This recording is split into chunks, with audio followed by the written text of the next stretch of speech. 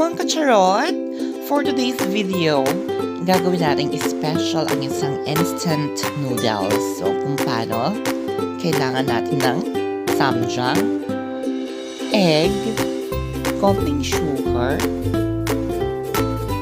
crab sticks, onion leaves, at syempre kailangan din natin ng kimchi, Nori seeds, and Sesame Seeds. So, ayan siya mga ka-charot.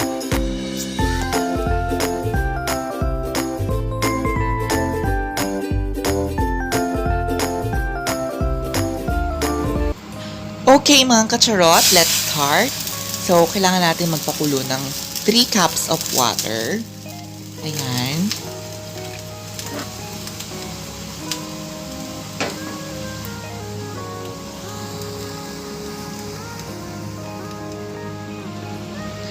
At kapag kumukulo na siya, pwede na natin ilagay yung seasoning powder na nanggaling mismo dun sa instant noodles.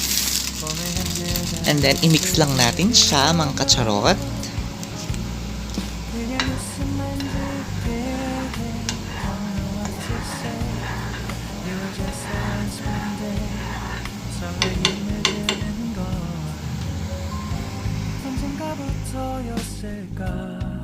At pagkatapos, pwede na nating ilagay yung crab sticks.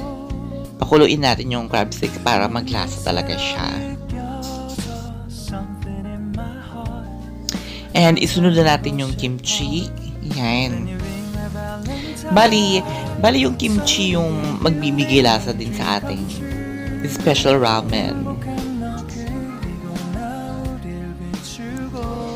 And i-mix lang natin siya mga ka-charot.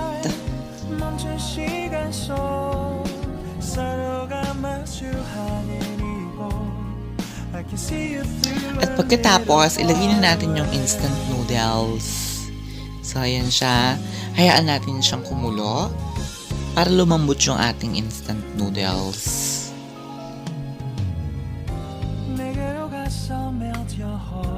So, maglalagay ako ng konting sugar, mga ka-charot, para naman medyo meron siyang konting tamis. Konti lang, mga ka-charot.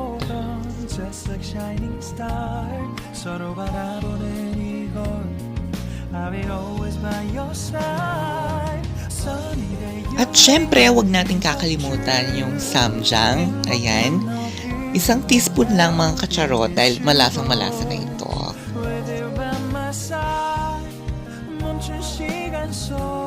At syempre, ilagay na natin yung egg. So, ayan siya mga ka-charot. Pwede na natin siyang i-transfer sa isang lagayan. So, ayan, iti-transfer ko na siya sa isang mangkok, mga ka-charot.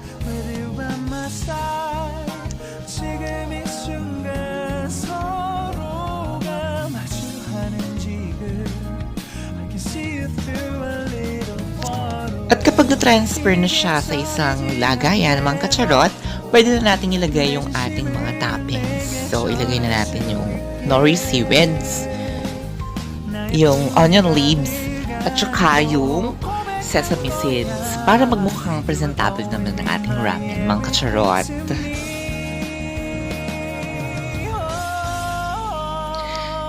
Ayan na ang ating finished product, mga ka-charot. So, this ramen is good for 2 to 3 person. Siyak na mag-i-enjoy yung mga kakain nito. So, try nyo na din ito sa inyong bahay, mga ka-charot. Very easy lang at saka masarap siya. Enjoy!